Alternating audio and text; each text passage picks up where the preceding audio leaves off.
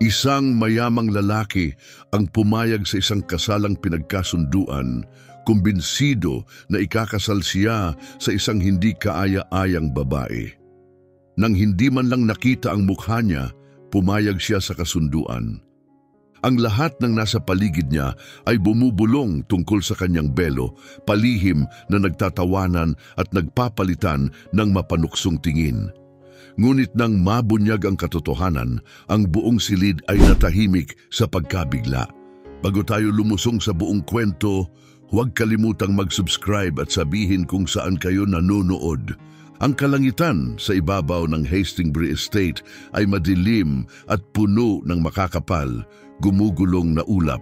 Sa malayo, ang kulog ay umuugong na parang dambuhalang tambol na tinutugtog sa likod ng mga burol. Isang manipis na ambon ang nakabitin sa hangin habang ang mga nagluluksa ay nagtipon sa paligid ng makinang na kabaong na gawa sa mahogany na inilagay sa pribadong libingan ng pamilya. Nakalagay na ang lapida Nestor Rodriguez, 1952 a 2023, tagapagpangarap, pinuno ama. Bagamat nakaukit sa bato, ang mga salitang ito ay tila walang kahulugan para kay Eduardo Rodriguez. Nakatayo siya roon, hindi gumagalaw, ang mga kamay ay nakabaon sa bulsa ng kanyang itim na overcoat. Walang luha ang dumaloy, hindi nung dumating ang tawag, hindi sa ospital, kahit ngayon. Sa buong 30 taon ng kanyang buhay, inihanda ni Eduardo ang sarili sa araw na ito, hindi para magluksa, kundi para pumalit. Pinalaki siya ni Nestor Rodriguez, ang kaisa-isa niyang anak, na may iisang layunin, ang maging tagapagmana, parang isang kabayong sinanay para sa karera. Maingat, mahigpit, walang init ng pagmamahal. Laging malamig si Nestor, nakatuon lamang sa layunin at walang awang nagtuturo. Ngayon na siya'y wala na, ang lahat ng kanyang pag-aari, ang kanyang imperyo, mga ari-arian, impluensya at mga tungkulin ay napunta kay Eduardo.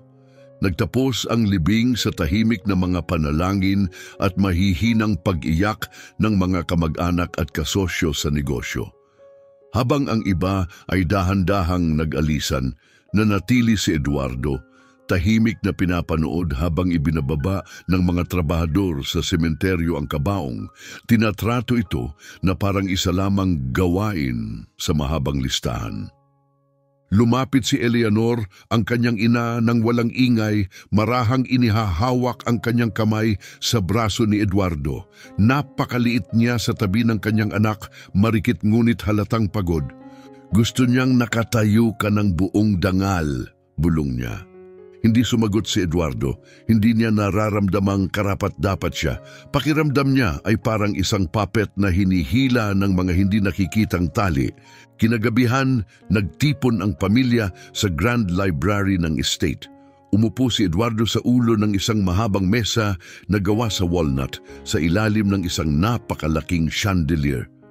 Sa tabi ng umaapoy na fireplace, gumagalaw ang mga anino sa mga portrait ng kanilang mga ninuno.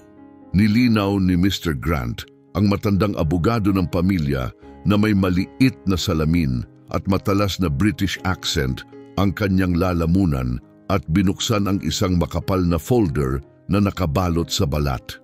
Ilang tagubilin ang iniwan ng inyong ama para sa pamamahala ng mga ari-arian ng pamilya, panimula ni Mr. Grant. Karamihan ay tuwiran. Nagpos siya. Gayunpaman may isang kondisyon na nangangailangan ng agarang aksyon. Habang ikinikiskis ni Eduardo ang baso ng scotch sa kanyang kamay, tumaas ang kanyang kilay. Hayaan mong hulaan ko, isang bagay na mapanghimasok, dramatiko at lubhang abala. Tiningnan siya ni Eleanor ng isang tahimik ngunit nagbabala na tingin. Muling inayos ni Mr. Grant ang kanyang salamin. Upang mapanatili ang isang mahalagang strategic partnership sa Valanda family, isang multi-generational conglomerate na may mga asset sa telecom, mining at energy sa silangan at gitnang Africa. Nangako ang iyong ama ng isang kasunduan sa pamamagitan ng kasal. Partikular, isang kasal sa pagitan mo at ng tagapagmana ng Valanda, isang dalagang nagngangalang Marisol. Tahimik ang buong silid. Napatawa si Eduardo ng maikli at hindi makapaniwala. Hindi kayo seryoso. Tinitiyak ko sa inyo seryoso ako, sagot ni Mr. Grant ng kalmado. Bahagi ito ng isang kumpidensyal na kasunduan na nilagdaan 5 taon na ang nakararaan at na-update lamang nung nakaraang taglagas. Nagpatuloy siya na nakalagay sa kontrata na kailangang mangyari ang kasal sa loob ng 30 araw mula sa pagpanaw ni Nestor Rodriguez. Kung hindi, aalis ang pamilya Valanda sa lahat ng pinagsamang negosyo. Iyan ay pamimilit, sabi ni Eduardo tumayo. Ginagawa niya akong isang piyesa para sa isang kasunduan sa negosyo. Hindi ako isang bargaining chip. Mas malaki ito kaysa sayo, biglang sabi ni Eleanor, mas matalas ang tinig. Ito ay tungkol sa pagprotekta sa itinayo ng iyong lolo sa seguridad ng libu-libong manggagawa. Nakikita ng iyong ama ang mas malaking larawan, palagi niyang nakikita. At pag-ibig, pagpipilian, sagot ni Eduardo. Hindi naniniwala ang iyong ama sa mga kwentong pambata, pagod na tugon ni Eleanor. Frustrado, tumalikod si Eduardo, hinaplos ang kanyang magulong blondeng buhok habang ang apoy ay mahinang nag-aalab sa likuran niya. Hindi ko nga siya kilala, para siyang isang estranghero. Makikilala mo siya, putol ni Mr. Grant, sumulyap sa kanyang relo. Bukas, darating siya kasama ng isang kinatawan ng pamilya sa tanghali. Hindi makapaniwala si Eduardo. Kahit sa libingan, kinokontrol pa rin siya ng kanyang ama. Isinaayos niya ang iyong hinaharap. Matatag na sabi ni Eleanor, nasa iyo na kung ano ang gagawin mo rito. Kinabukasan, dumaan ang umaga na parang isang ulap. Nagising si Eduardo sa silid sa east wing ng mansion, ngunit ang mararangyang kurtina at makakapal na dingding ay hindi nagbigay ng ginhawa. Isinuot niya ang isang maayos na suit, alam ang palabas na inaasahan sa kanya. Sa ibaba, abala ang mga staff sa paghahanda ng parlor. Mga bagong bulaklak, malinis na linen, imported na tsaa, lahat ay perpekto. Eksaktong 12:00, isang makintab na itim na Rolls-Royce ang dumating sa mahabang paikot na driveway. Nakatayo si Eduardo sa tabi ng bintana, nakatawid ang mga braso. Habang pinapanood niya ang paglabas ng isang matangkad at malapad, ang balikat na lalaki na nakasuot ng tradisyonal na kasuotan ng Angola mula sa kotse.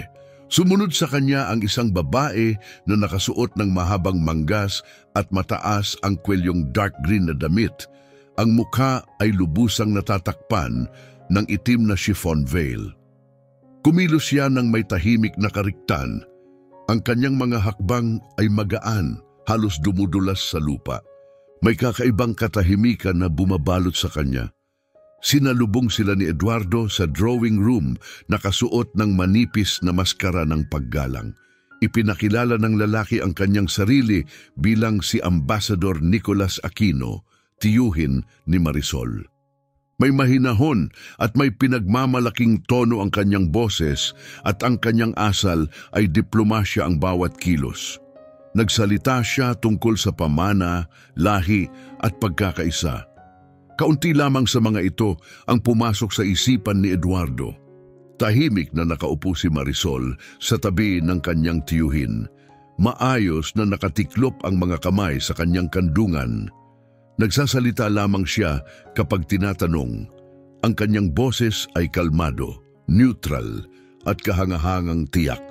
Hindi niya kailanman inalis ang belo mula sa kanyang mukha. Nang matapos ang mga formalidad, inabot ni Ambassador Aquino kay Eduardo ang isang kahon na balot ng pelus na naglalaman ng isang pendant na gawa sa ebony na may inlay na ginto, isang simbolo ng kasunduan sa engagement. Paliwanag niya, tinanggap ito ni Eduardo ng matigas, ang kilos ay mechanical lamang. Nagtapos ang pagpupulong sa mga magagalang na pamamaalam at hungkag na mga pangako. Hindi kailanman ipinakita ni Marisol ang kanyang mukha kahit noong tinanong siya ni Eduardo ng direkta kung bakit siya nagsusuot ng belo. Ito ang aking pinili, Simple niyang tugon. Nang gabing iyon, galit na nagpunta si Eduardo sa opisina ng yumaong ama niya at nagbuhos ng isa pang baso ng alak. Ang mga matatayog na istante ng aklatan ay parang tahimik na mga bantay na nakapaligid sa kanya. Tinitigan niya ng masama ang larawan ni Nestor Rodriguez na nakasabit sa itaas ng mesa. Talagang nagawa mong kontrolin ako, kahit sa hukay, mapait niyang bulong, binabati kita. Dumaan ang mga sumunod na araw ng parang isang ulap. Nilagdaan ang mga legal na dokumento, natapos ang mga plano at itinakda ang araw ng kasal, 10 araw matapos ang unang pagkikita. Ipinag-utos ni Eleanor na ang seremonya ay maging pribado at payak, gaganapin lamang sa bakuran ng pamilya. Walang mga reporter, walang magarbo o maluho. Pinagdaanan ni Eduardo ang lahat na parang isang walang buhay na manikin, dumalo sa mga sukat ng kasuotan at rehearsals ng walang imik. Ang mukha ay malamig at hindi mababasa. Nanatiling nakatago si Marisol, nakatira sa isang diskretong tirahan malapit lamang. Iniiwasan niya ang estate, ang media at anumang pampublikong paglitaw. Hindi niya kailanman inalis ang kanyang belo. Nagsimulang kumalat ang mga bulong sa social circle ni Eduardo. May mga tumawag sa kanya na isang misteryosong nilalang. Ngunit may iba, mas malupit, na nagsabing siya raw ay isang iskandalo na sumisibol. Nung gabi bago ang kasal, mag-isa si Eduardo sa terasa, nakatitig sa maayos na hanay ng mga puting upuan. Banayad na umiindayog ang mga parol sa ihip ng hangin, mahigpit niyang hinawakan ang bakal na rehas. Iniisip niyang tumakas, iiwan ang lahat. Ngunit sa kaibuturan ng kanyang puso, alam niyang ang kanyang pakiramdam ng tungkulin, bagamat basag, ay mas matimbang kaysa sa kanyang galit. At kaya, sa ilalim ng isang malinaw na kalangitan, sa harap ng iilang malalapit na kamag-anak, ikinasal si Eduardo Rodriguez sa isang babaeng halos hindi niya kilala. Nagsuot siya ng ivory gown, nagsuot siya ng kanyang belo. Matatag at maayos ang pagbigkas ni Marisol ng kanyang mga panata. Si Eduardo naman, habang nakangiwi ang panga, ay humalik sa chiffon na tumatakip sa pisngi niya. Walang palakpakan, walang musika, walang luhang mga yakap, tanging katahimikan at ang mabigat na pagkabatid na anuman ang kahihinatnan ng kasal na iyon, ito pa lamang ang simula. Hindi pa man lubos na nawawala ang mahihinang palakpak nang tumalikod si Eduardo mula sa huling bisita, matigas ang pagngiwi ng kanyang bibig sa isang pilit ng ngiti. Halos kalahating oras lang ang itinagal ng seremonya. Ngunit pakiramdam niya ay para siyang piniga. Sa kabilang dako ng damuhan, iniwan na ang mga puting upuan at nagsimula ng mag-alisan ang maliit na grupo ng mga bisita, suot ang kanilang mga matitingkad na kasuotan. Ang ginintuang liwanag ng hapon ay humahaba sa damuhan habang si Eduardo at Marisol ay nag-pose para sa isang formal na litrato.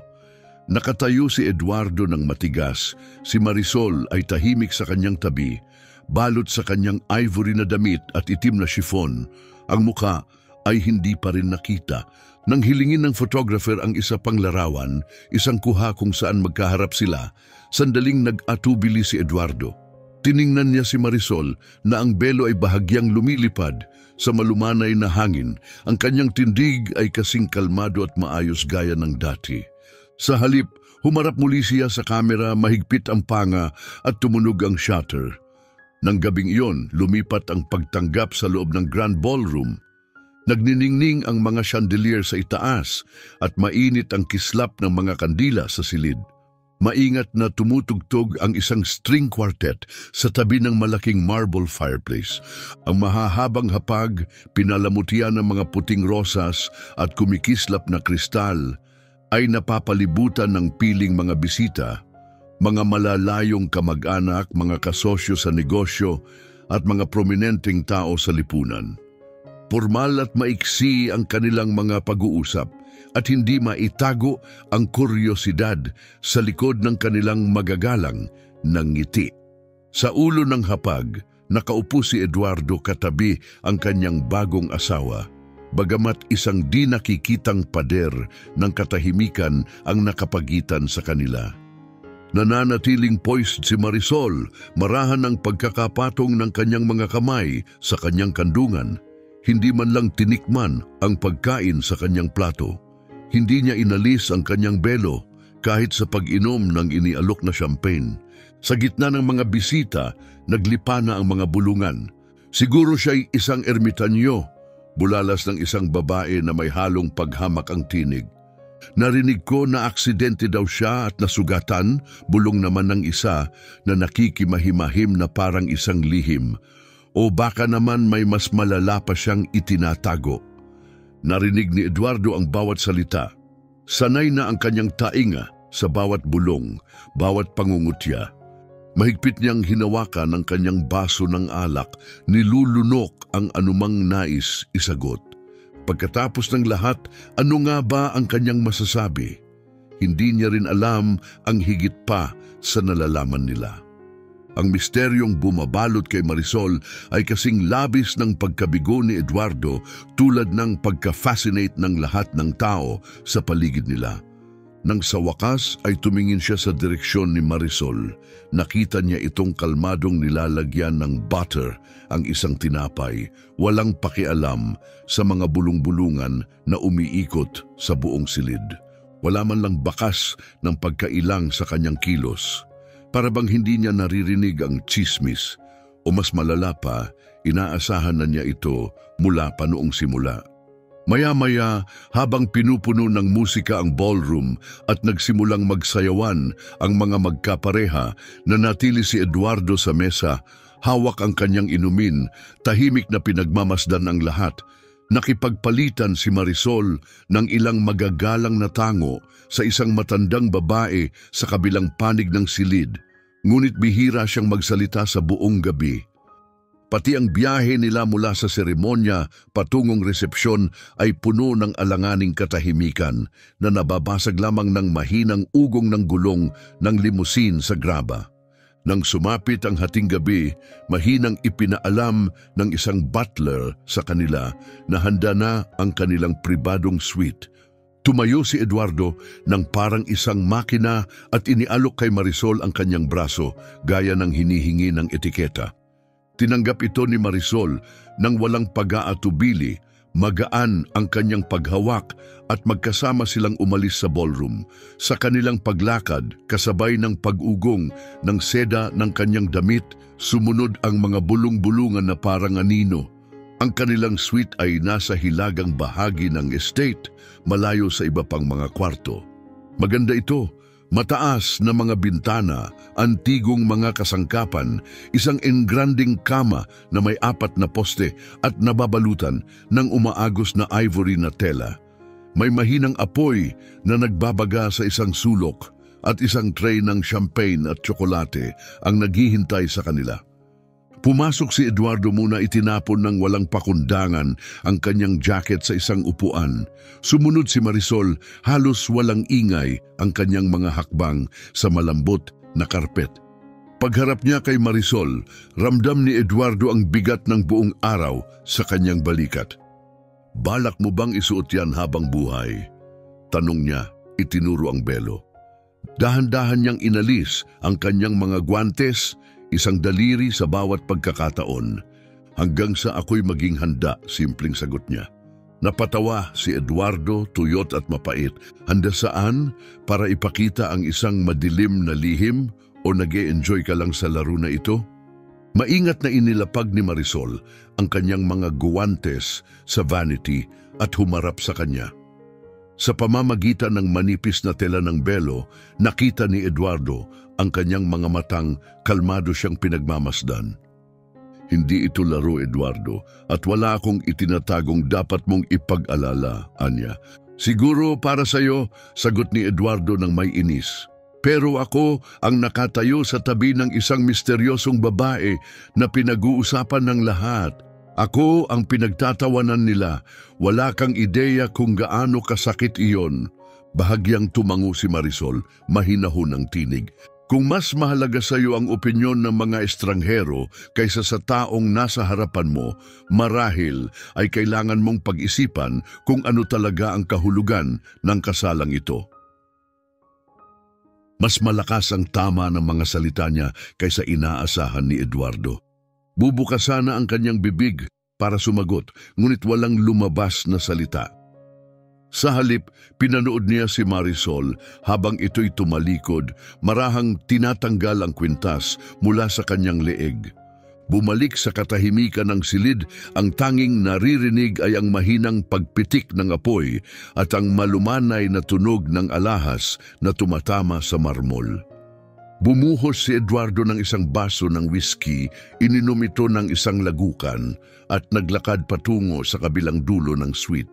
"Sige," bulong niya sa ilalim ng kanyang hininga. "Itago mo ang mga lihim mo, pero huwag mong asahan na maghihintay ako ng walang hanggan."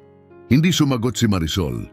Umupo siya sa vanity, dahan-dahang tinanggal ang kanyang hikaw, pagkatapos ay sinuklay ang kanyang buhok sa ilalim ng belo. Pinanood siya ni Eduardo ng ilang sandali pa, nakaramdam ng isang bagay na kakaiba at hindi pamilyar na sumisikip sa kanyang dibdib. Galit, oo, ngunit pati na rin ang pagkalito at kung magiging tapat siya sa sarili, isang unti-unting lumalaking kuryosidad. Nang gabing yon, natulog sila sa magkabilang panig ng malaking suite. Dalawang estranghero na papalibutan ng karangyaan, ngunit ang tanging pinagsasaluhan ay isang apelyido sa sertipiko ng kasal. Ang pagitan nila ay tila mas malawak pa kaysa sa buong estate. Sa mga sumunod na araw, kaunti lamang ang nagbago. Isinubsob ni Eduardo ang sarili sa trabaho, walang pagod.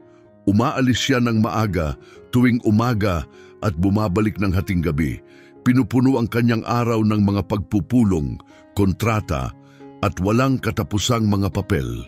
Sa bahay, halos hindi niya kinakausap si Marisol, kundi kung kinakailangan lamang ng paggalang. Hindi siya kailanman pinilit ni Marisol, hindi siya kailanman ginulo. Gayunpaman, napansin ni Eduardo ang maliliit ngunit mahalagang pagbabago sa paligid ng estate. Ang dating magulong mga tauhan sa bahay ay kumikilos ngayon ng may layunin. Ang kusina na dati magulo ngayon ay maayos at epektibo. Maging ang aklatan, matagal ng pinabayaan, ay tila naging mas malinis, mas buhay. Napansin niya ito tulad ng pagpansin sa pagbabago ng panahon, tahimik, walang komento, ngunit may lumalaking pagkaunawa. Isang araw, habang naglalakad siya sa isang pasilyo, nakita niya si Marisol na mahinahong nakikipag-usap kay Mrs. Talbot, ang housekeeper. May hawak si Marisol na listahan, kalmado ngunit matatag ang kanyang tinig, habang maingat na nakikinig si Mrs. Talbot.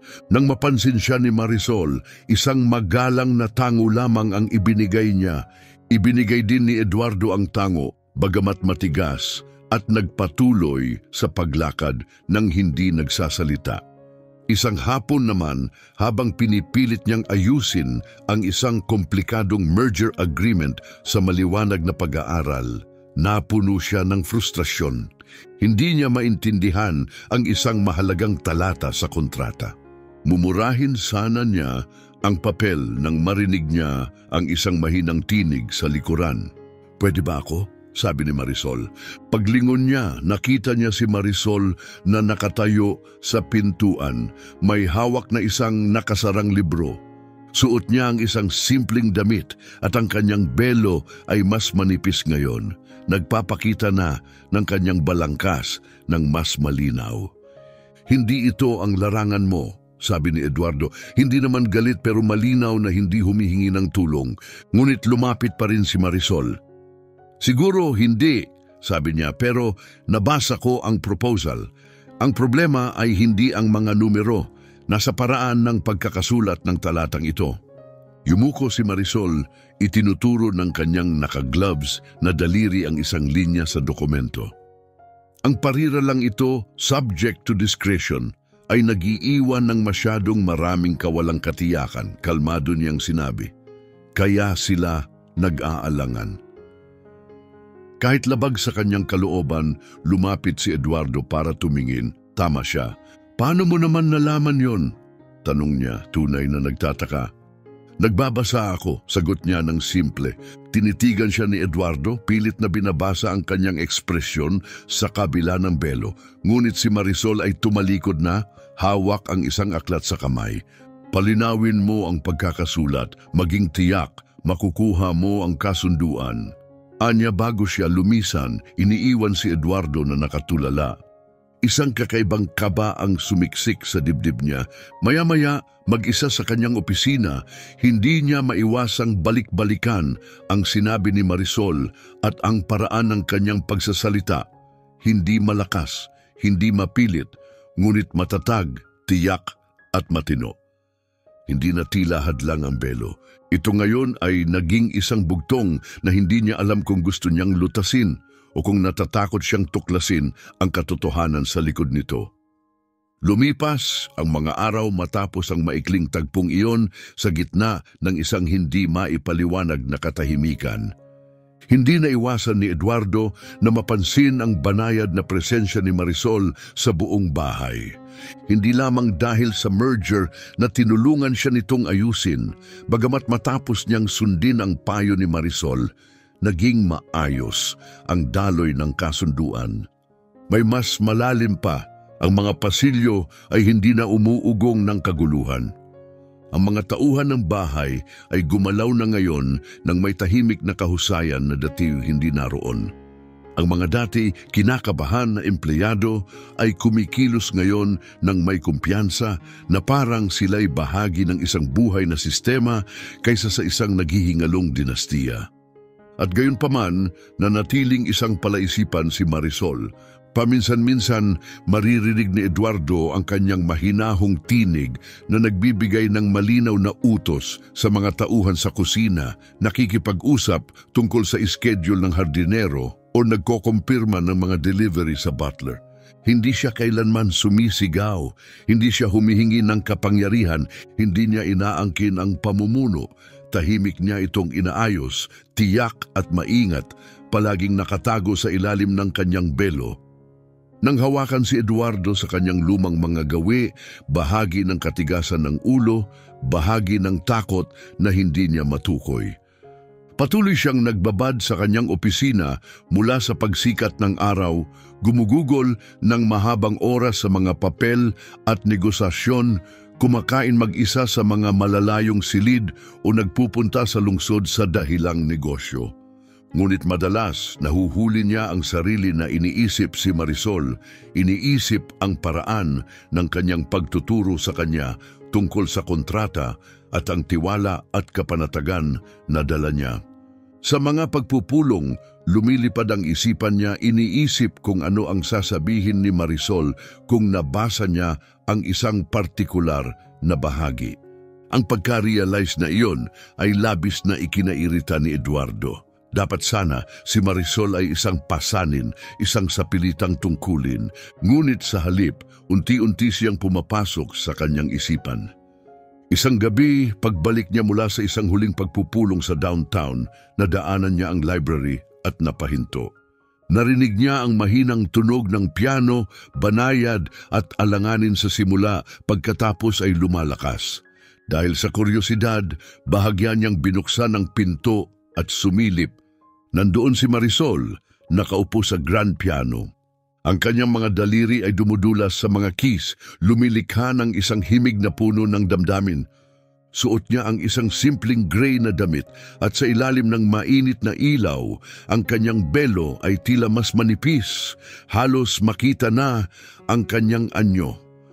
Tuwid ang kanyang likod, maayos ang kanyang tindig at sa isang iglap, habang itinutungo niya ang kanyang mukha sa musika, natanaw ni Eduardo ang isang damdaming hubad at totoo. Hindi ito kontrol, kundi pananabik. O baka kalungkutan, hindi siya pumasok. Tahimik siyang nanatili hanggang sa humina ang musika bago siya tumalikod, nakakaramdam ng kakaibang pagkalito. Ilang araw pagkatapos, habang papalapit ang weekend, inimbitahan sila ni Eleanor na dumalo sa isang charity brunch na inorganisa ng Rodriguez Foundation. Dapat itong maliit na pagtitipon, ngunit sapat na mahalaga upang inaasahan ang kanilang presensya. Hindi maluwag sa loob na pumayag si Eduardo. Kinabukasan, habang nag-aalmusal sila ng alanganin sa konservatory, in-inform niya si Marisol.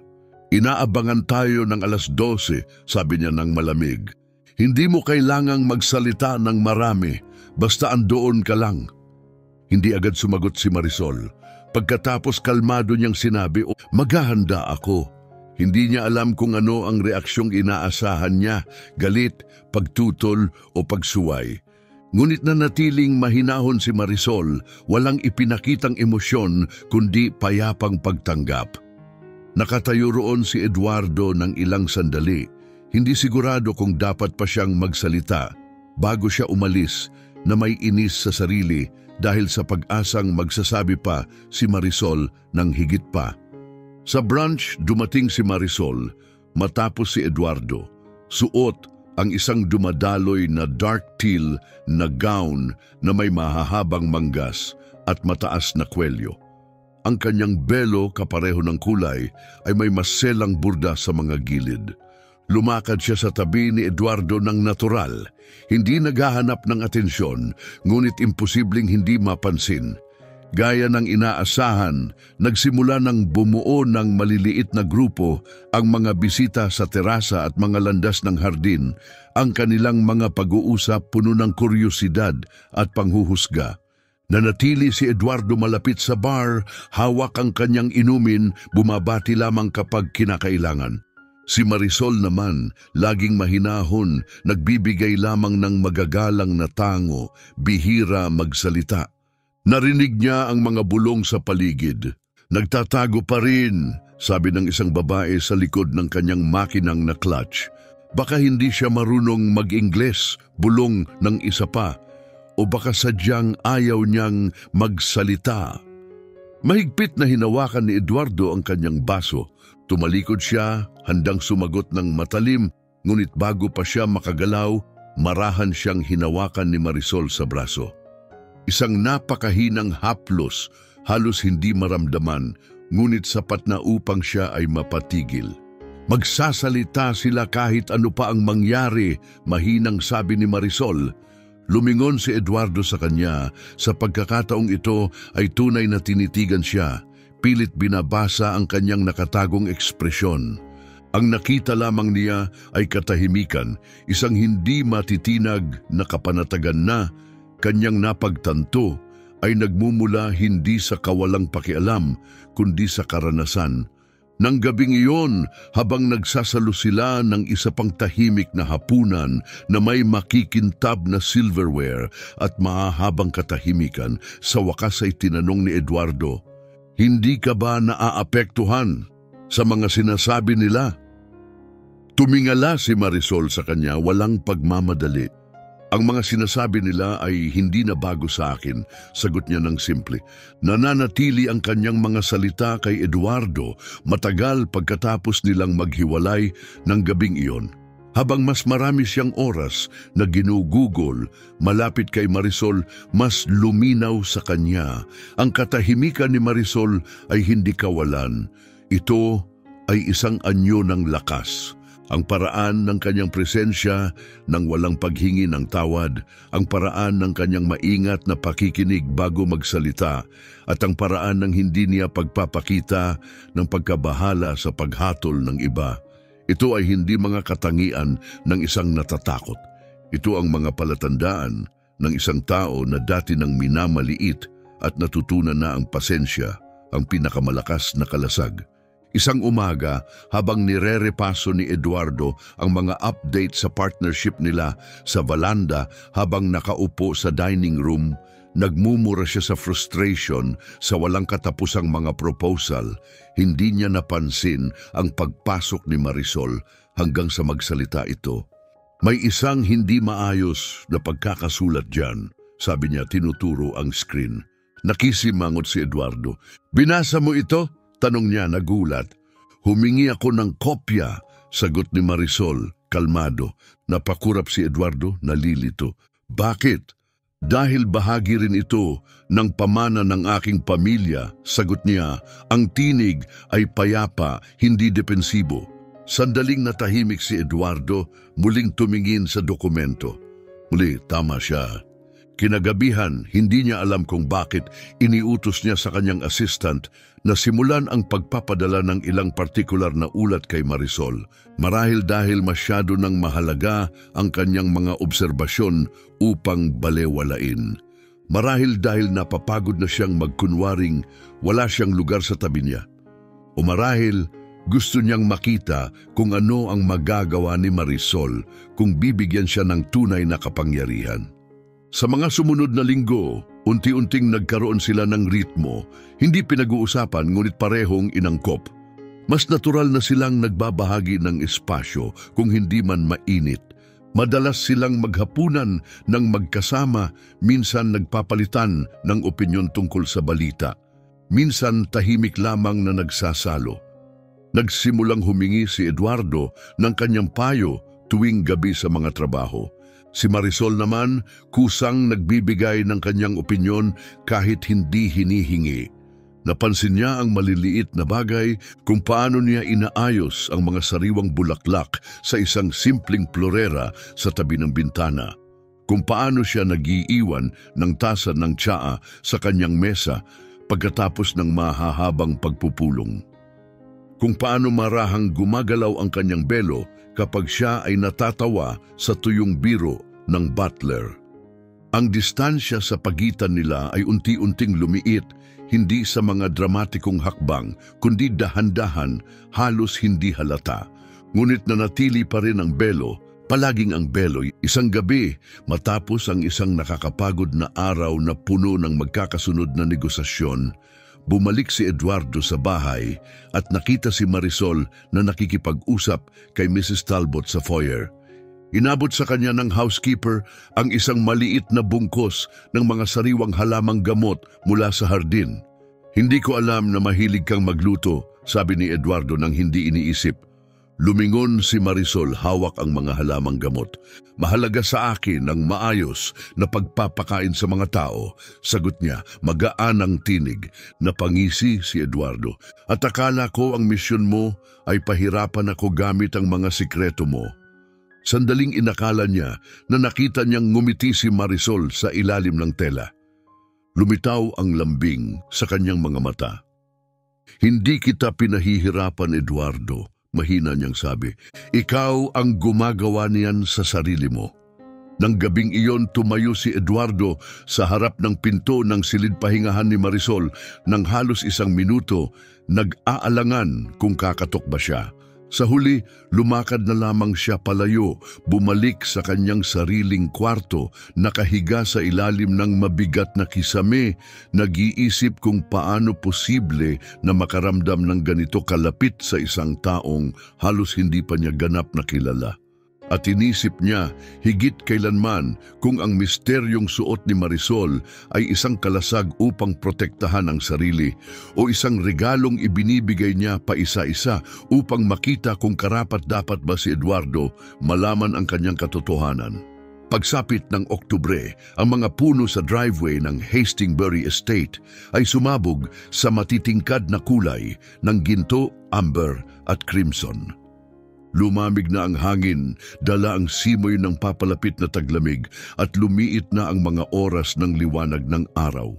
Sa loob ng engranding bahay, ang mga nakagawian nina Eduardo at Marisol ay lumambot sa isang bagay na halos magmukhang kapayapaan o marahil isang tigil putukan lamang. Hindi na iniiwasan ni Eduardo si Marisol. Hindi na rin niya naramdaman ang pangangailangang tumakas mula sa kanyang presensya. Madalas na silang maghapunan ng magkasama tuwing gabi, magkasamang tinatalakay ang negosyo sa isang komportabling ritmo at nagbabahagi ng espasyo sa isang madaling pakikisama na noon ay hindi maiisip. Ngunit kahit ngayon, palaging nanatili ang belo. Isang umaga, nagsimula ang krisis na parang isang karaniwang araw.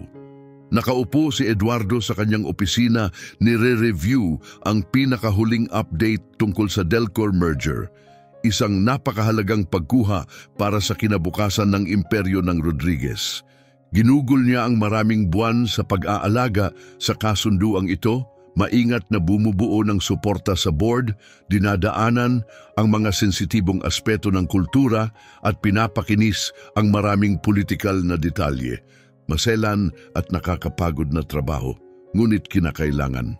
Ngayon, ilang linggo na lang bago ang pirmahan, nasa panganib ang lahat. "Sir," sabi ng kanyang assistant na si Margo pagpasok ng opisina, may dalang manipis na tumpok ng papel. "May kailangan kayong makita." Kinuha ni Eduardo ang mga papel at mabilis na binasa ito, lalong tumitigas ang kanyang ekspresyon sa bawat linya. Ipinunto ng legal team ng Delcor ang maraming issue, hindi malinaw na mga salita, posibleng pagkakamali sa kultura, hindi tiyak na mga kondisyon sa profit sharing. Mga problemang dati hindi pinapansin, ngunit ngayon ay naging seryosong alalahanin. Nagbabanta ba silang umatras? Mababa at tensyonado ang boses ni Eduardo. Ipinagpaliban muna nila ang mga negosasyon, kumpirma ni Margo. Ibinagsak ni Eduardo ang mga papel sa mesa, naglalakad paikot-ikot. Lintik, 2 linggo na lang bago ang pirmahan. Nag-alinlangan si Margo. Humihiling sila ng bagong pagsusuri sa isang mas neutral na kapaligiran, kung ano man ang ibig sabihin noon. Naglakad-lakad si Eduardo sa study. Ang frustrasyon ay parang apoy sa kanyang dibdib na hindi niya mapatay. Mga buwang ginugol sa pagtitiyaga, pagbubuo ng relasyon, pagdidisenyo ng mga estratehiya, lahat ito ngayon ay tila babagsak dahil lamang sa maling pagkakagamit ng mga salita. O dahil marahil naghanap lang ang Delcor ng dahilan upang umatras. Baka pareho. Kinagabihan nakaupo si Eduardo sa hapagkainan, walang imik na itinutulak-tulak ang pagkain sa kanyang plato. Nasa tapat niya si Marisol, tahimik na pinagmamasdan siya, ramdam ang kanyang kaguluhan ngunit hindi siya pinilit magsalita. Maingat na naglalagablab ang apoy sa likuran nila, nagtatapon ng malambot na anino sa magarang mantel. Ang mga kristal na baso ay marahang kumikislap sa malamlam na ilaw. Sa wakas, tumingin si Eduardo, kita ang pagod sa kanyang mukha. "Mawawala ko ang Delcor deal," blunt niyang sabi. "Gumuho ito sa harap natin." Hindi siya pinutol ni Marisol. Tahimik siyang naghintay, matatag at kalmado. Sumandal si Eduardo, bumuntong hininga ng mabigat. "Iniisip nila na arogante tayo," nagpatuloy siya, "na masyado nating pinilit ang mga legal na termino at hindi tayo nagpakita ng tunay na respeto sa kultura nila. Sinubukan ko nang ayusin pero ngayon tahimik na sila." Kinuha ni Marisol ang kanyang baso ng tubig. "Imbitahin mo sila dito," sabi niya. Napakurap si Eduardo, nagulat. "Dito sa estate?" Tumango si Marisol mahinahon. "Oo, hindi sa boardroom, hindi sa sterile na conference hall. Imbitahin mo sila sa iyong tahanan. Ipakita mo ang taong nasa likod ng kontrata." Nakisimangot si Eduardo. "Wala silang pakialam kung sino ako. Interesado lang sila sa nakasulat." "Ipakita mo sa kanila pareho." Mahinahon niyang sagot. "Iparamdam mo sa kanila ang iyong sinseridad." Halos mapatawa si Eduardo sa inis. "Akala mo ba isang dinner party ang makakapagligtas sa isang multimilyong dolyar deal? Naniniwala akong kayang gawin ng isang maingat na binuong kapaligiran ang mga bagay na hindi kayang gawin ng mga dokumento." Matatag na tugon ni Marisol. Tinitigan niya ito mula sa kabilang dulo ng mesa at sa unang pagkakataon, hindi niya nakita ang isang nakatalukbong na figura lamang. Nakita niya ang isang tao na may bisyon, pasensya at uri ng karunungan na hindi pa niya natutunang pagkatiwalaan. Matagal ang katahimikan bago siya bumuntong hininga. "Sige," sabi niya, "naniniwala kang gagana ito? Tumulong ka sa akin?" "Tumutulong na ako," simpleng sagot niya. At tama siya. Sa mga sumunod na araw, pinamunuan ni Marisol ang paghahanda ng may kamanghamanghang kasanayan. Sinuri niya ang mga profile ng bawat executive ng Delcor, Isinasaalang-alang ang mga detalyeng pangkultura, personal na kasaysayan at mga paboritong pagkain. Nakipagtulungan siya sa kusina upang bumuo ng isang menu na nagpaparangal sa parehong tradisyon ng Pransya at Aprika. Pinagsasama ang pamana ng Valanda at ang ugat ng Delcor. Inorganisa niya ang East Wing upang maging handa sa mga bisitang mag-o-overnight at personal na inasikaso ang greenhouse atrium, kung saan ang mga dahon ng taglagas at mga nakasabit na parol ay lumikha ng isang mahiwagang likas na tanawin para sa gabi. Pinanood ni Eduardo si Marisol na may halong paghanga at pag-aalinlangan. Hindi siya nag-utos sa pamamagitan ng malalakas na tinig. Kumikilos siya ng may tahimik na katiyakan. Nakikita ang lahat kahit hindi niya inaalis ang belo. Mas madalas, napapansin ni Eduardo na sumusunod siya sa mga pasya ni Marisol nang hindi namamalayan. Pinamumunuan niya nang hindi kailangang ipangalandakan ito. Pagdating ng gabi ng hapunan, kumikislap ang estate sa malambot at maayang ilaw. Ang greenhouse ay naging isang oasis ng karangyaan. Gintong kubyertos, puting linen, malalalim na pulang bulaklak, at isang mayamang amoy ng cedar at saffron sa hangin. Dumating ang delegasyon ng Delcor matapos ang paglubog ng araw. Kumikislap ang kanilang mga sasakyan sa ilalim ng mga parol sa mga puno. Personal silang sinalubong ni Eduardo, mas matatag ang pakiramdam kaysa sa mga nakaraang linggo. Kasama si Marisol sa kanyang tabi, maingat siyang inalalayan ni Eduardo habang ipinapakilala siya ng simple bilang kanyang asawa at kasosyo. Walang mga pamagat, walang mga paliwanag. Walang nagtanong tungkol sa kanyang belo. Marahil ito'y dahil sa kanyang tindig, marahil dahil sa kanyang likas na karisma. Lumipas ang gabi sa maingat na pag-uusap at magagalang na tagayan. Habang lumalalim ang gabi, lumalalim din ang koneksyon. Nagbigay si Marisol ng mga maingat na tanong tungkol sa trabaho ng mga executive ng Delcor, kanilang mga pamilya, kanilang mga hilig. Naalala niya ang maliliit na detalye, pinagdudugtong-dugtong ang mga kwento at pinaramdam sa kanila na sila'y nakikita at pinapahalagahan. Hindi niya inangkin ang pag-uusap. Pinamunuan niya ito ng marahan. Pinagdudugtong ang lahat ng hindi pinipilit. Pagsapit ng dessert, isang maselang spiced citrus cream sa ibabaw ng rose-scented sponge, nakita ni Eduardo ang pagkatunaw ng tensyon sa panig ng Delcor. Gumana ito. Pagkatapos ng huling tagayan, habang naglalagi ang mga bisita sa lounge, hinila ni Eduardo si Marisol sa isang tahimik na pasilyo malapit sa konservatory. "Magaling ka dito," mahina niyang sabi. Tiningnan siya ni Marisol sa pamamagitan ng belo. "Alam ko," sagot niya. Napangiti si Eduardo kahit laban sa kanyang sarili. "Hindi ko akalaing gagana ito," aminado niya. "Hindi ko inasahang ikaw ang magpapagana. Hindi ko ito ginawa para sa'yo," marahan niyang sagot. "Ginawa ko ito dahil kailangan." Nawala ang ngiti ni Eduardo, napalitan ng isang mas malalim na bagay. Paggalang. "Pero pa rin," sabi niya, "salamat." Nag-alinlangan si Marisol sa kamarahang hinawakan ang kanyang pulso. "Walang anuman," bulong niya. Kinabukasan, habang nag-aalmusal, nagdaos ng informal na pagpupulong ang mga executive ng Delcor. Nagkasundo sila, itutuloy ang merger. Tinanggap ni Eduardo ang balita na may matinding paghinga ng ginhawa, ngunit pati na rin ng mas malalim na pagkaunawa. Kung wala si Marisol, matagal nang bumagsak ang kasunduan.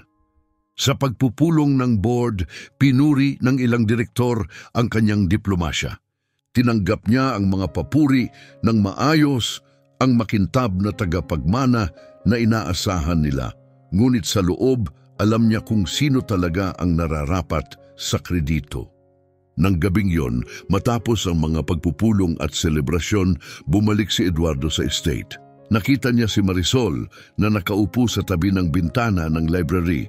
may hawak na bukas na aklat sa kanyang kandungan. Ang ginintuang liwanag ng taglagas ay nagpipinta ng malambot na anino sa kanyang anyo. Matagal siyang tumayo roon, tahimik na pinagmamasdan siya bago sa wakas ay nagsalita. May utang ako sa iyo na higit pa sa pasasalamat. Mahina ang sabi ni Eduardo. Tumingala si Marisol mula sa kanyang aklat. Wala kang utang sa akin, sagot niya. Hindi iyon totoo, giit ni Eduardo. Niligtas mo ang isang bagay na hindi ko kayang iligtas. Maingat na isinara ni Marisol ang aklat, dahan-dahan ang bawat kilos ng kanyang mga kamay. Hindi ko iyon iniligtas mag-isa, anya. Sama-sama nating ginawa iyon.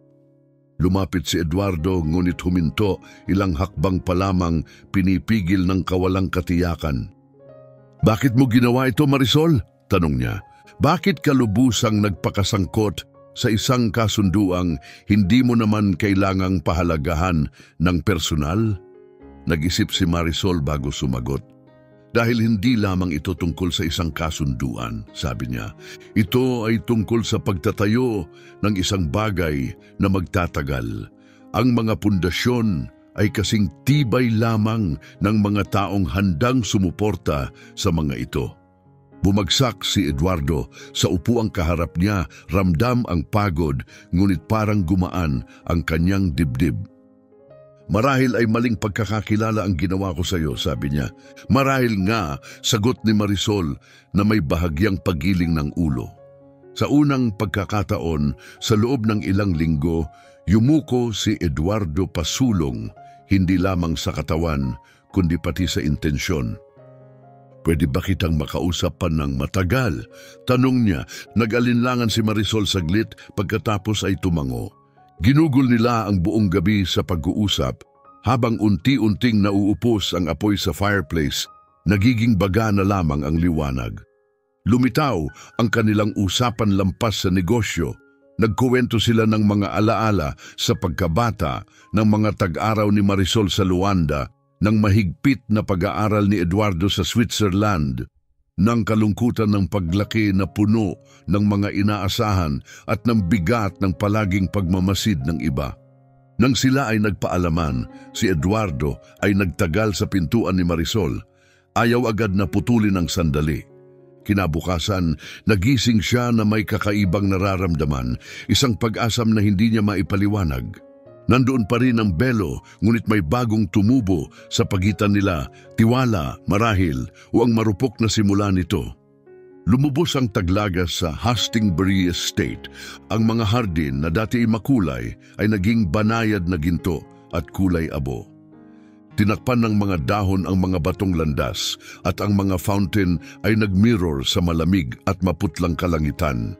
Sa loob ng bahay, may liwanag hindi lamang mula sa mga fireplace, kundi mula rin sa isang mas malalim na init.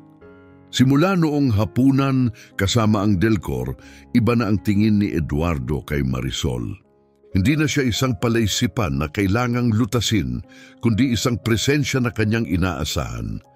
Lumiit ang distansya sa kanila, natural na silang kumikilos sa paligid ng estate, nagsasalita kung kinakailangan at tahimik na nagkakasama ng walang tensyon.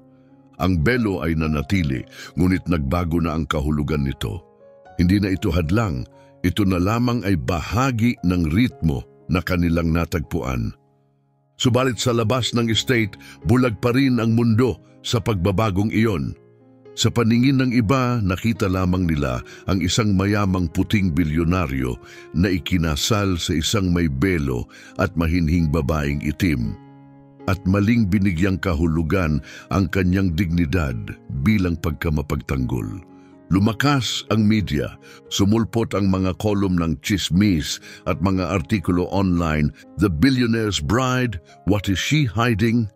Marriage of convenience or political theater, the woman behind the veil, secret or scandal. Binasa lahat ito ni Eduardo.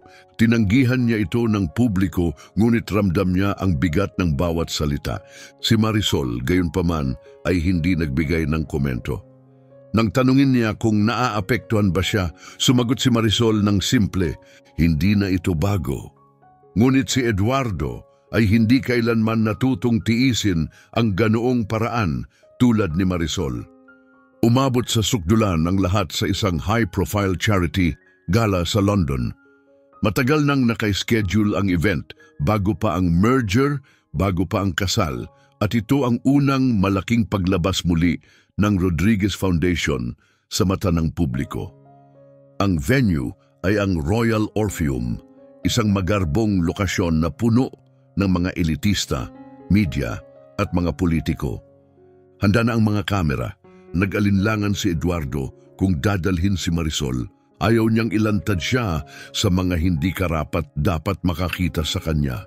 Ngunit nang buksan niya ang paksa, tumingin si Marisol sa kanya at mahinahong sinabi, "Ito ang mundo mo. Kung ako ang kapareha mo, lalakad ako kasama mo rito."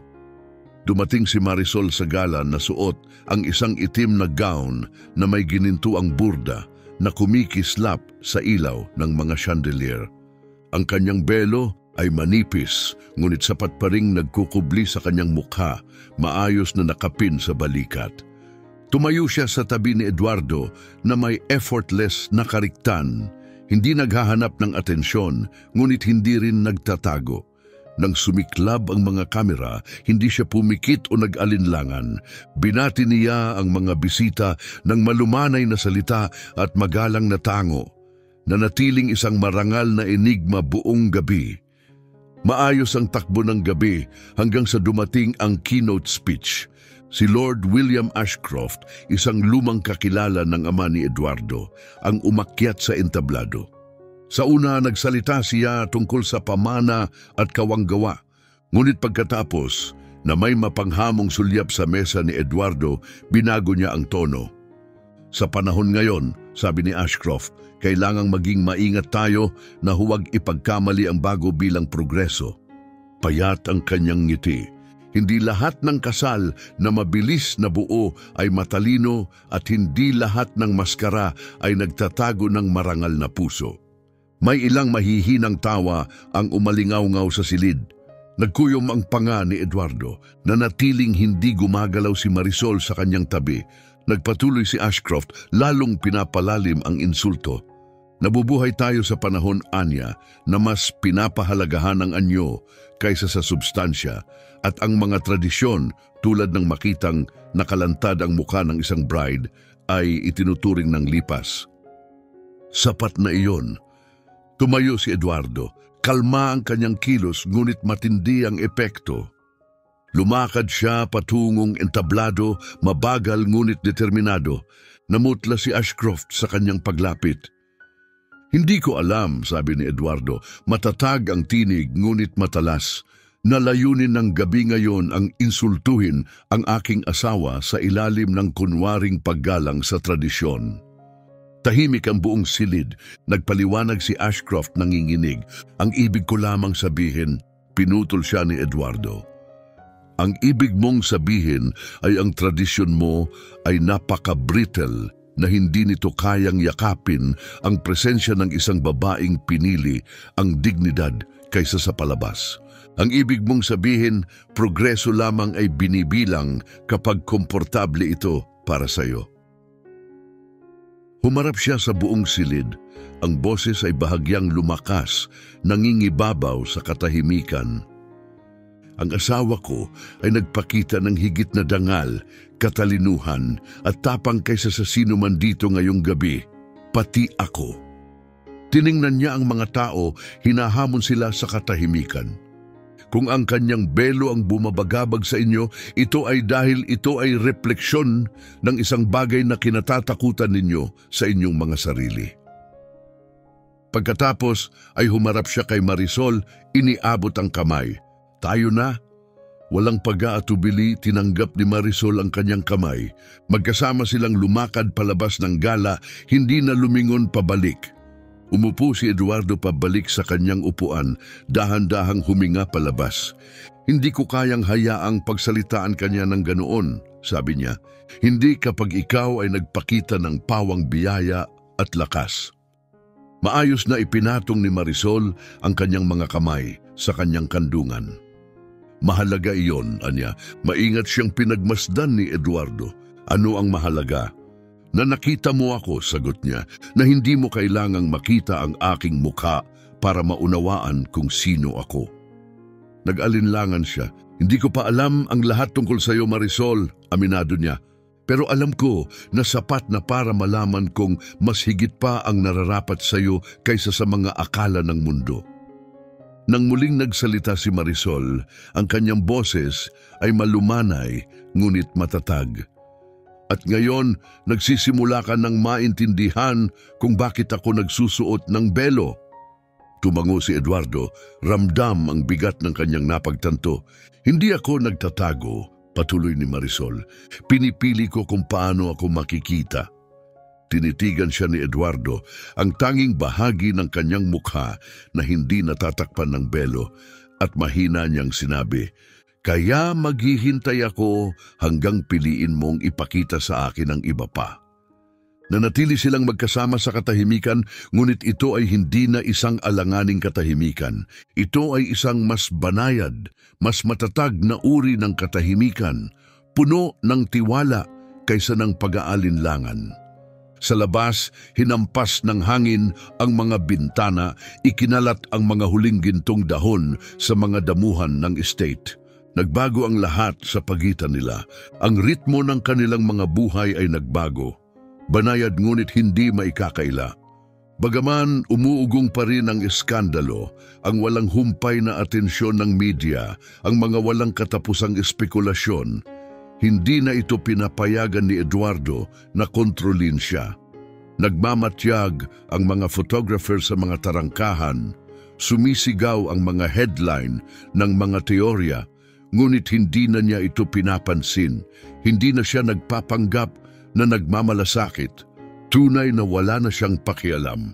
Si Marisol naman ay nanatiling kalmado at mahinahon. Kung ang mundo sa labas ay humihingi ng galit o drama, wala siyang ibinigay.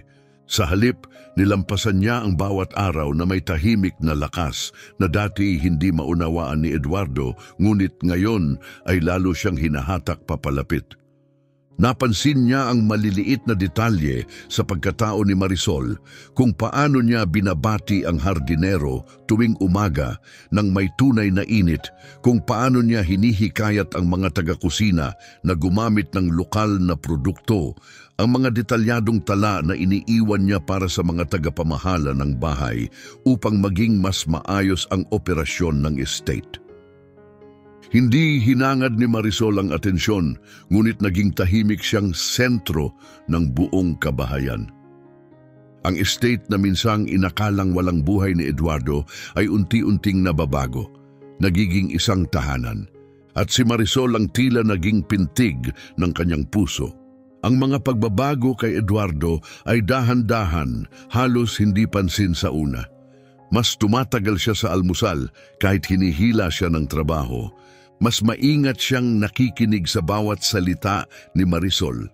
Pinahahalagahan hindi lamang ang mga ideya, kundi pati ang maingat at mahinahong paraan ng kanyang pagpapahayag.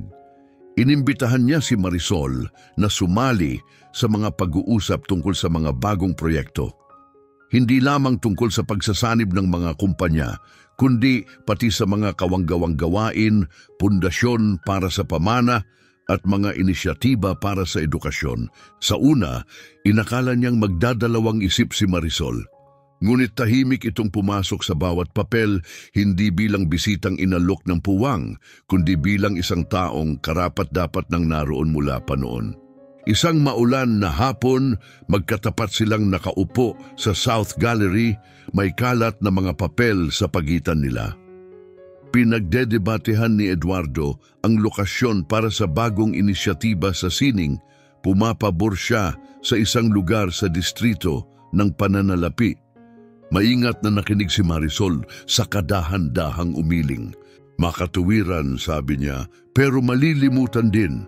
Mayroon na silang yaman, pansin at impluensya.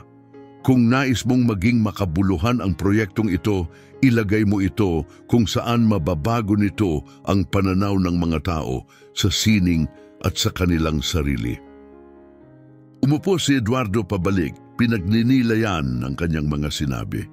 Pinag-isipan mo talaga ito, halos manghang sabi niya. Pinag-iisipan ko ang lahat, tugon ni Marisol, hindi mapagmataas, kundi isang simpleng katotohanan. Kinilala ni Eduardo ang kanyang tama. At noong iprinisinta niya ang ideya sa board, bagamat may pagdududa sa simula, tuluyan din nilang tinanggap ito.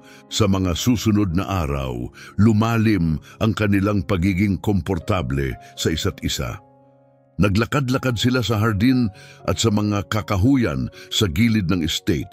Isang gabi habang ang takip silim ay nagpipinta ng kalangitan ng lila at rosas, naglakas loob si Eduardo na itanong, "Iniisip mo ba kung paano kaya kung iba ang ating pagkakakilala?"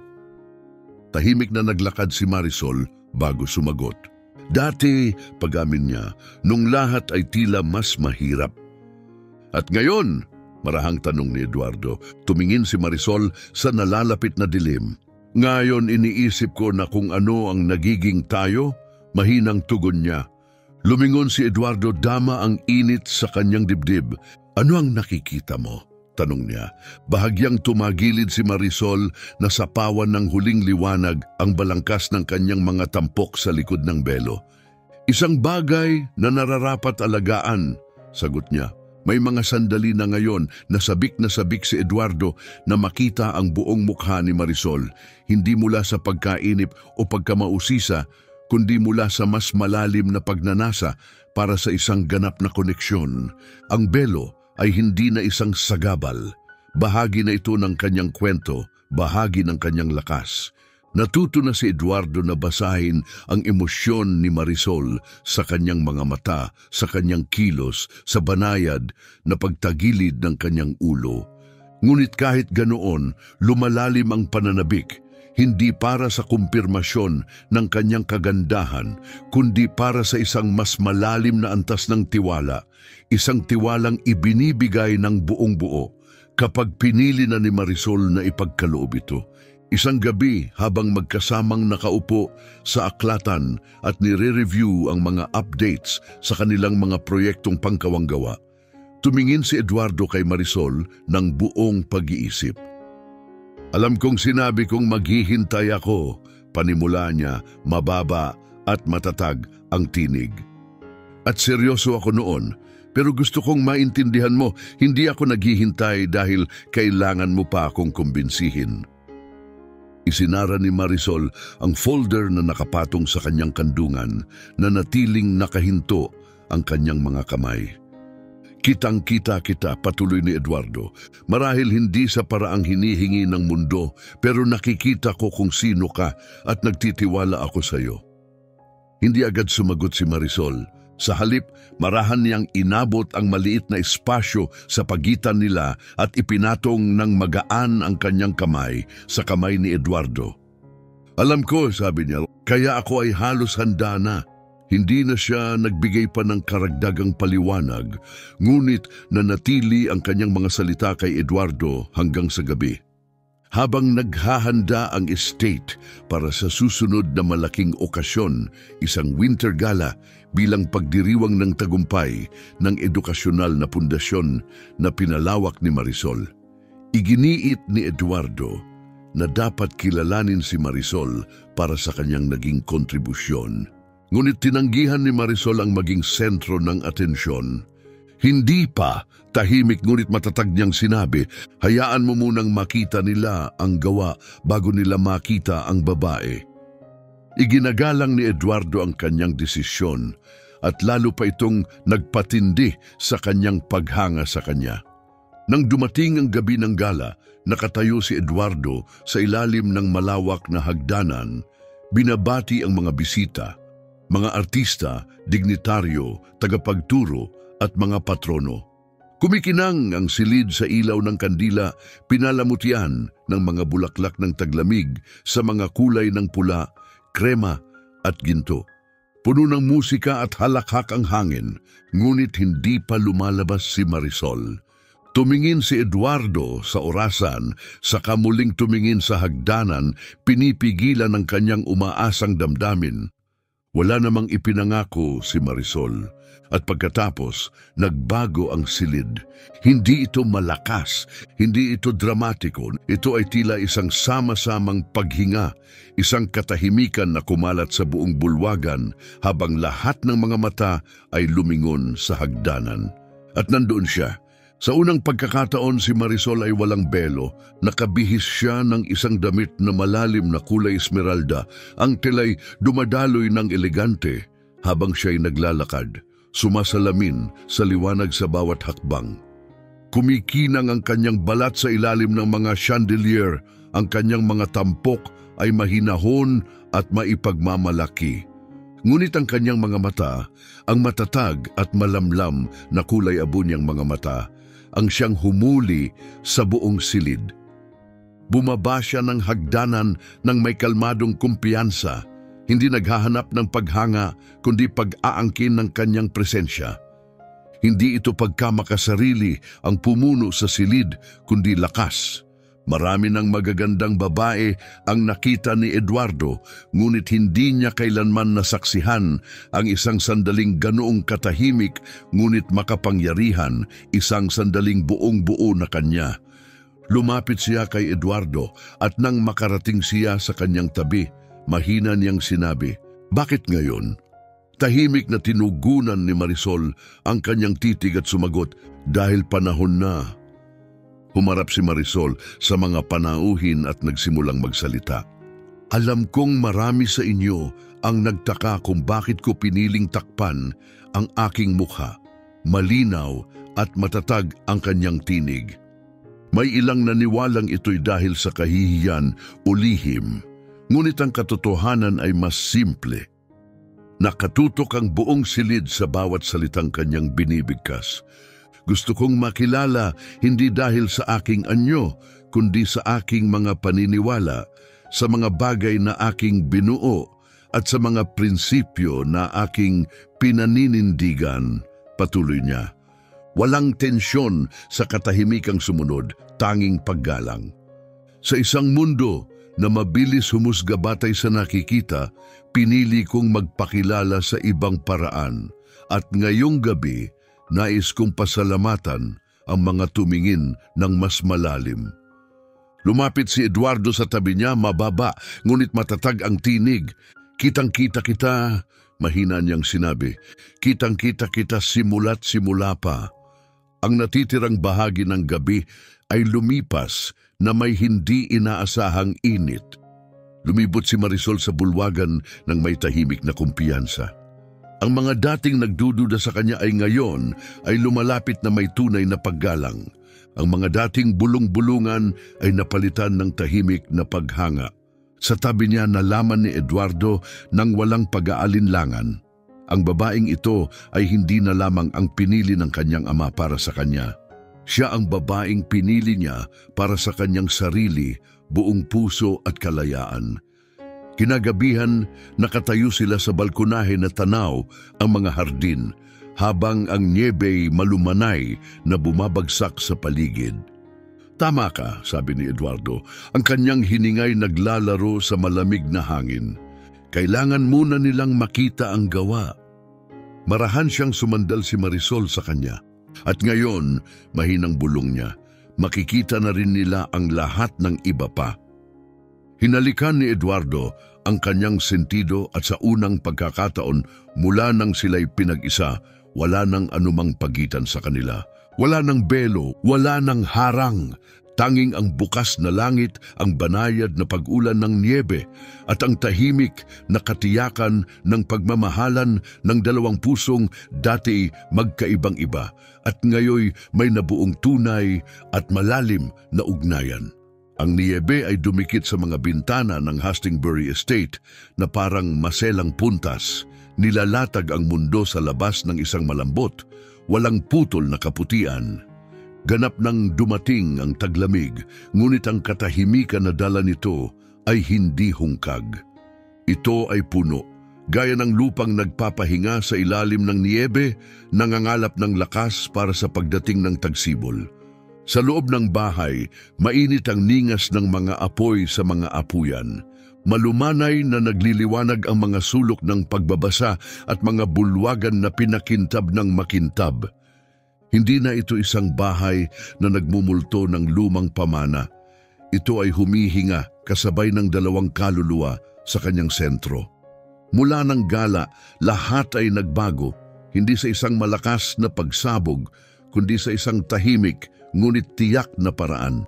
Ang belo na minsang naghihiwalay sa kanila ay naglaho na. At kasabay ng pagkawala nito, isang bagong ritmo ang umusbong. Batay sa tiwala, sa katapatan, at sa pinagkasunduang pasya na lumakad ng magkasama nang walang anumang maskara. Nagkaroon ng bagong ritmo ang kanilang mga umaga, isang ritmo na naramdaman nilang natural, halos hindi maiiwasan. Si Eduardo na ngayon ang gumagawa ng kape, isang ritual na iginigiit niyang panatilihin para sa sarili niya. Magkasama silang umuupo sa silid-agahan na bathed sa sikat ng araw, pinag-uusapan ng araw na hinaharap o kung minsan wala naman talagang pinag-uusapan. Ang maliliit na rutinaryong ito na dati hindi nila ma-imagine ay naging labis na mahalaga. Inaasam-asam ni Eduardo ang init ng presensya ni Marisol, ang malambot na pag-awit ng kanyang tinig na pumupunit sa katahimikan ng umaga. Nagbago rin si Marisol, hindi sa kanyang pinaka-puso dahil iyon ay nanatiling pareho, kundi sa kung paano niya malayang ipinapakita ito ngayon. Mas madalas na siyang ngumiti. Minsan ay tumatawa pa siya, ang tunog nito ay maliwanag at nakakagulat. Ang kanyang tindig, laging elegante, ngayon ay may dalang bagong bagay, isang grounded na pagiging bukas, isang magaan na pakiramdam na kanyang pinaghirapan at hindi basta ibinigay. Ang babaeng minsang, parang anino sa malalawak na bulwagan, ay ngayon ay buong liwanag na nakatayo. Hindi dahil nagbago siya, kundi dahil natutunan na ni Eduardo na tunay na makita siya. Profesional din, lalong lumalim ang kanilang ugnayan sa parehong tahimik at mahinahong paraan. Si Eduardo, na minsang labis na iningatan ng kanyang imperyo, ay ngayon isinasali na si Marisol sa lahat ng bagay. Hindi bilang isang kabutihang loob, kundi bilang isang pangangailangan. Napatunayan na ang katalinuhan ni Marisol bilang napakahalaga. May kakayahan siyang alisin ang ingay at ego, hinahanap ang katotohanan sa puso ng anumang isyu kapag ang iba ay naliligaw. Kung saan si Eduardo ay nagdadala ng tapang at bisyon, si Marisol naman ay nagdadala ng katumpakan at kalinawan. Magkasama, sila ay naging tunay na mga katuwang sa bawat kahulugan ng salita. Isang hapon, habang malakas ang ihip ng malamig na hangin, pumasok si Eduardo sa pangunahing silid-aralan na may dalang file sa ilalim ng kanyang braso. Nakaupo si Marisol malapit sa apoy, hawak ang isang tasa ng tsaa, ang kanyang presensya ay naglalabas ng tahimik na init. Bumagsak si Eduardo sa upuan sa tapat niya at iniabot ang file. Whitman merger, sabi niya, gusto nilang buksang muli ang negosasyon tungkol sa istruktura ng pagbabahagi ng kita. Tinaas ni Marisol ang kilay habang mabilis na binabasa ang mga pahina. Umiikot pa rin sila sa sustainability clause, sabi niya. Nagpapalipas sila ng oras, naghahanap ng leverage. Tumango si Eduardo. Kaya ano ang gagawin natin? Marahang sumipsip si Marisol ng kanyang tsaa. I-reframe ang usapan, hindi tungkol sa mga numero sa ngayon, kundi sa pangmatagalang partnership. Ipaunawa sa kanila na ito ay tungkol sa sama-samang tagumpay, hindi sa pansamantalang kita. Ngumiti si Eduardo habang nakasandal. Alam mo, natatawa niyang sabi, kung wala ka, malamang nagpapadala pa rin ako ng galit na email at sinasabog ang buong deal. Matatagpuan mo rin naman ang tamang daan, banayad na sagot ni Marisol. Hindi nga lang ganito. Nang dumating ang linggo, Dumalo sila sa pagpupulong ng Whitman Board ng magkasama. Hindi na ipinakilala si Marisol bilang bisita o asawa. Siya ngayon ay itinuturing na opisyal na tagapayo ni Eduardo. May ilang nagtataas ng kilay, may sorpresa, may kaunting bias. Ngunit hinarap ito ni Marisol ng walang kahirap-hirap. Nagsalita siya ng malinaw at tiyak, matalim ang pagsusuri, matatag ang kumpiyansa. Kapag siya ang nagsalita, nakikinig ang buong silid. Talagang nakikinig. Habang naglalakad silang magkasama, palabas ng gusali, nakangiti si Eduardo. Napahanga mo sila. Nagpakatotoo lang ako, sagot ni Marisol. Minsan, sapat na yon. Kinagabihan, naghapunan sila sa konservatory sa ilalim ng malamlam na liwanag ng buwan na lumulusot sa nagilong salamin. Pinagmamasdan ni Eduardo si Marisol sa kabilang dulo ng mesa habang kumikislap ang kandila sa kanyang mga tampok. Matagal ko nang gustong itanong sayo, sabi niya habang inililigpit ang kanyang napkin. Tumingin si Marisol, puno ng kuryosidad. Bakit ka pumayag na pakasalan ako? Marahan niyang tanong. Nabitin sa pagitan nila ang tanong, puno hindi ng tensyon, kundi ng kahulugan. Maingat na ibinaba ni Marisol ang kanyang tinidor. Dahil nakita ko ang potensyal, sagot niya ng simple. Hindi lang sa kasunduan, kundi sa'yo. Bahagyang tumagilid si Eduardo, pinagmamasdan siya. Maski nun pa? Lalo na nun, sagot ni Marisol. At ngayon, tanong niya, mas mababa ang boses, mas marupok. Tiningnan siya ni Marisol, matatag at mainit. Malapit ka na, sabi niya may tahimik na ngiti. Sa mga linggo na sumunod, naging abala ang estate sa buhay at sigla. Itinapon ni Marisol ang sarili sa mga bagong inisyatiba. Isang mentorship program para sa mga kabataang babae sa negosyo. Isang pondo ng scholarship para sa mga estudyanteng kulang sa representasyon. At mga forum para sa etikal na pamumuno at panlipunang responsibilidad. Kung noon ay nakita ni Eduardo ang philanthropy bilang isang obligasyon, ngayon ay nagkaroon ito ng tunay na kahulugan dahil kay Marisol. At sa kanyang pagtataka, natagpuan ni Eduardo na ang ganitong layunin ay angkop din sa kanya. Madalas na silang maglakbay ngayon. New York, Zurich, Nairobi, nakikipagkita sa mga kasosyo, bumibisita sa mga proyekto, dumadalo sa mga kumperensya. Sa entablado magkasangga sila. Si Eduardo ay matalim at matapang, si Marisol ay matatag at mahinahon. Madalas silang magkaiba ng pananaw, ngunit hindi nagagalit. Pinalalakas ng kanilang pagkakaiba ang isa't isa, pinapatalas ang mga ideya, nililinaw ang mga layunin. Sa bahay mabagal ang takbo ng buhay, ngunit puno ng kahulugan. Muling nadiskubre ni Eduardo ang kanyang pagmamahal sa pagkolekta ng mga bihirang aklat. Pinupuno ang aklatan ng mga kayamanan mula sa buong mundo. Si Marisol naman ay nagtipon ng koleksyon ng mga bihirang tsaa. Madalas na ginugugol ang mga hapon sa pagbabasa sa isang silyang binabaha ng araw. Nagluluto sila ng mga simpleng pagkain, magkahawak kamay na naglalakad sa mga hardin at naglalaro ng mababagal ngunit mahabang chess games sa tabi ng apoy. Hindi ito perpektong buhay dahil walang perpektong buhay, ngunit ito ay tapat, ito ay totoo, at higit sa lahat ito ay kanila. Isang gabi ng niyebe habang ang mga malalaking tipak ng niyebe ay dahan-dahang bumabagsak sa labas ng mga bintana, nakatayo si Eduardo sa tabi ng apuyan habang binabasa ang isang bagong project proposal. Pumasok si Marisol, may dalang 2 tasa ng mainit na cider. Iniabot niya ang isa kay Eduardo at mahinahong sinabi, iniisip ko, para sa artisan market na ideya, dapat nating isama ang mga boses ng komunidad ng mas maaga, hindi lamang bilang mga tagapayo, kundi bilang mga tunay na katuwang. Tinanggap niya ang tasa mula sa kanya na may ngiti.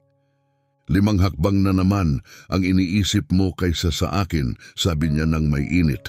Tumaas ang kilay ni Marisol, may biro sa kanyang mga mata. Kaya mo ako pinakasalan, sabi niya nakangiti. Oh, Tanong niya, nakangiti rin. Iyon ba ang dahilan? Bahagyang tumagilid ang ulo ni Marisol, kitang-kita ang tuwa sa kanyang mukha. Bahagi, aminado niya, ibinaba ni Eduardo ang proposal na hawak niya at marahang kinuha ang kamay ni Marisol. At ikaw? Malumanay niyang tanong, bakit mo talaga ako pinakasalan? Lumapit si Marisol, isinandal ang kanyang ulo sa dibdib ni Eduardo, hinayaang magsalita ang katahimikan kasabay ng kanyang mga salita. Dahil naniwala ako, bulong niya, na baka matutunan mong makakita. Hinagod ni Eduardo ang kanyang likod. At nagawa ko ba? Tanong niya. Tumingala si Marisol, ang kanyang mga mata ay kumikislap ng tahimik na katiyakan. Oo, sagot niya ng payak. Malinaw mo na akong nakikita ngayon.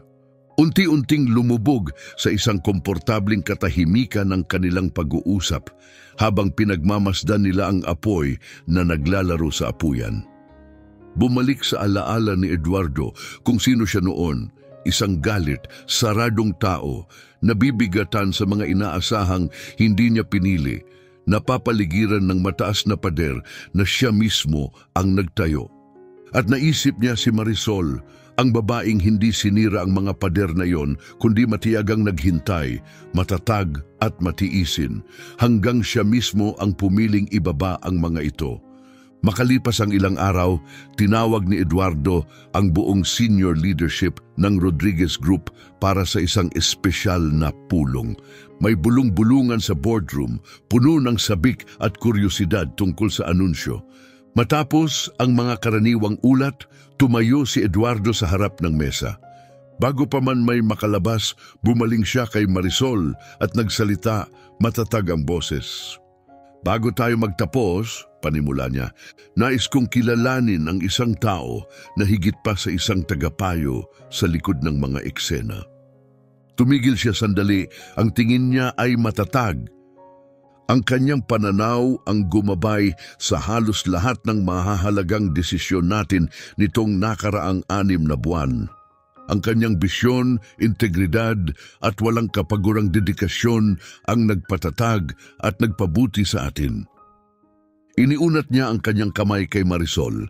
Simula ngayon, si Marisol Rodriguez ay hindi na lamang ang aking asawa, opisyal na siyang sasama sa ating executive board. Isang tibok ng katahimikan at pagkatapos ay umalingaw-ngaw ang malakas at taus-pusong palakpakan sa buong silid. May mga pumalakpak ng mainit, may mga ngumiti at may mga nagkatinginan na may paghanga. Tumayo si Marisol ng may biyaya. Bahagya siyang tumango pagkatapos ay nagsalita. Isang karangalan, malinaw at kalmado niyang sinabi, hindi dahil sa titulo, kundi dahil sa pagkakataon nating makalikha ng isang bagay na makabuluhan. Tumigil siya sandali, hinayaang lumubog ang kanyang mga salita. Ang papel ko rito ay hindi lang upang magpayo, kundi upang hamunin, magtanong at protektahan ang mga pagpapahalagang bumubuo sa atin. Gawin nating tunay na pamana ang ating mga prinsipyo. Pagkatapos ng pagpupulong, naglakad sina Eduardo at Marisol nang magkahawak kamay sa gusali. Hindi ko kailanman naisip na dito tayo mauuwi, bulong ni Eduardo, may halong pagkamangha sa boses.